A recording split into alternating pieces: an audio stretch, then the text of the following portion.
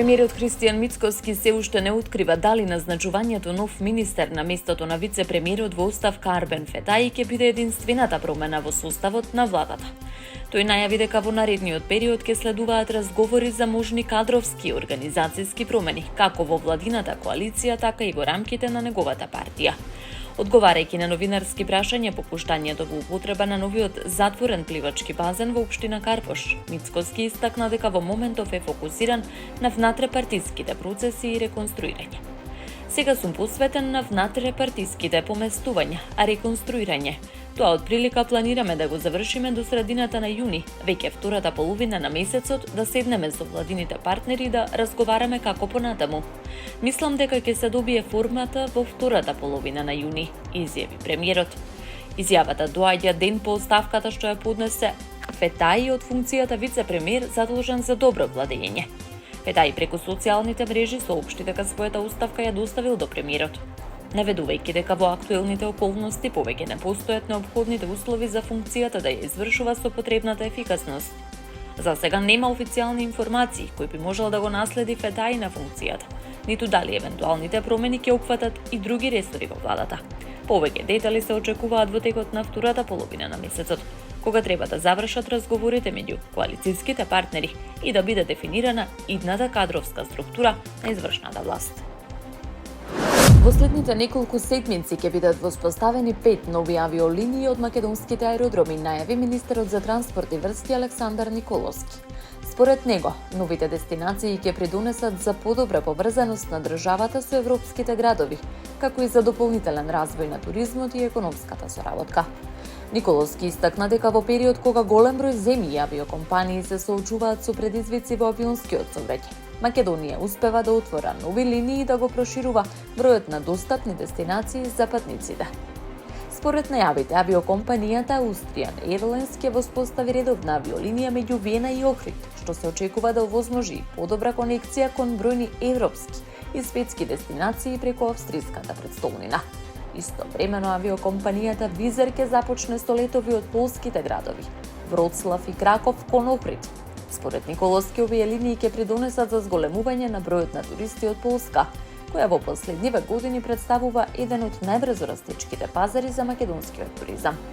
Дополнително од Скопје ќе бидат воведени 2 нови линии кон италијанските острови. Станува збор за летови до Палермо и Алгера, кои иако првенствено се перцепираат како летни туристички дестинации, ќе продолжат да функционираат и по завршувањето на летната сезона. Николовски посочи дека земјава има значајна улога во снабдувањето со авионско гориво во регионот. Според него, Скопскиот аеродром во целост го снабдува со керозин аеродромот во Приштина, додека делумно се снабдува и аеродромот во Ниш. Оцени дека тоа е показател за добрата организација и капацитетите со кои располага македонскиот воздухопловен сектор. Со поведувањето на новите линии се очекува зголемување на бројот на патници, подобрување на меѓународната поврзаност и дополнителен поттик за туристичкиот и економскиот развој на земјава. Премиерот Христијан Мицкоски порача дека владата ќе продолжи со силно темпо на реализација на капитални проекти во општините, нагласувајќи дека досегашните инвестиции во локалната инфраструктура достигнуваат околу половина милијарда евра. Говорејќи на свеченото отворање на новиот училишен пливачки базен во општина Карпош, Мицкоски изрази задоволство од завршувањето на уште еден проект, кој, како што рече, носи директна корист за граѓаните и младите генерации. Уште еден од проектите кои се довршуваат и се пуштаат во функција, во употреба. Нормално дека човек не може да не биде задоволен кога ќе направите нешто добро, корисно за заедницата.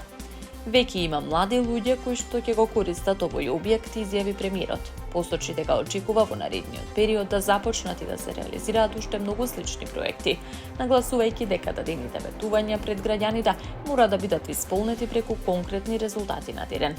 Според Мицкоски, владата активно соработува со општините во реализација на проектите кои беа поддржани преку двата јавни повика на Министерството за локална самоуправа. Во рамки на тие програми се предвидени инвестиции во вредност од околу 350 милиони евра. Со останатите проекти финансирани од ресорните министерства, вкупната директна поддршка за капитални инвестиции во општините достигнува околу 500 милиони евра. Тоа е инвестициската активност која што оваа влада за овие нецели 2 години откако е избрана ја реализира, заедно во соработка со општините, нагласи премиерот. 1 јуни целокупната трговија што транзитира низ Македонија се одвива преку новиот компјутеризиран транзитен систем Фаза 6, со што државата направи значаен чекор кон целосно усогласување со царинските стандарди што важат во Европската унија, соопшти од Царинската управа. Од институцијата посочуваат дека воведувањето на новата фаза од системот представува дел од врските предвидени во планот за раст и реформската агенда, со што дополнително се потврдува посветеноста на земјата кон европската интеграција и кон приклучувањето кон единствениот европски пазар. Според Царинската управа, македонскиот транзитен систем со оваа надградба е целосно усогласен со решенијата што веќе ги применуваат околу 80% од земјите членки на Конвенцијата за заеднички транзит, меѓу кои Германија и Грција. Во наредниот период е предвидена дополнителна модернизација на системот, која ќе овозможи и поднесување единствена транзитна декларација, заедно со безбедносните најави за стоката. Од царината оценуваат дека ваквиот пристап овозможува непречено функционирање на трговските текови, намалување на ризикот од застои на граничните премини, што е особено важно за компаниите кои работат со меѓународен транспорт и логистика. Директорот на Царинската управа Бобан Николовски истакна дека имплементацијата на Фаза 6 представува значаен чекор по модернизацијата на царинските процедури. Имплементацијата на овој систем представува клучен исчекор во модернизацијата на царинското работење, кој преку олеснување на трговијата и воведување на безбедносни проверки пред пристигнувањето на стоката на граница носи директни придобивки за бизнис заедницата, изјави Николовски. Од Царинската управа нагласуваат дека реформските процеси продолжуваат и во наредниот период. Со поведувањето на Фаза 6 системот, Македонија прави уште еден чекор кон модернизација на царинскиот систем, велат оттаму. Епидемијата на ебола во Демократската република Конго продолжува да се шири, зафаќајќи вкупно 23 здравствени зони во провинциите Итури, Северен Киву и Јужен Киву, соопштија здравствените власти. Најкритична е состојбата во провинцијата Итури, регион кој со години се соочува со безбедносни предизвици и вооружени конфликти. Според официјалните податоци, таму досега се потврдени повеќе од 260 случаи на инфекција со вирусот. Надлежните предупредуваат дека напорите за ставање на епидемијата под контрола се отежнати поради недовербата на дел од населението кон здравствените институции, отпорот кон превентивните мерки и ширењето на гласини и дезинформации. Особено загрижувачка е ситуацијата во градовите Бунија и Низи, каде што здравствените тимови се соочуваат со дополнителни пречки при спроведувањето на активностите на терен. Сепак, здравствените власти соопштија и позитивни вести, наведувајќи дека 4 пациенти успешно ја надминале болеста и биле отпуштени од Евангелистичкиот медицински центар во Бунија. Во меѓувреме, генералниот директор на Светската здравствена организација Тедрос Аданом Гебрејесус ја заврши посетата на Конго, каде што разговараше со председателот Феликс Чисекеди за мерките и стратегиите со справување со епидемијата предизвикана од овој вирус.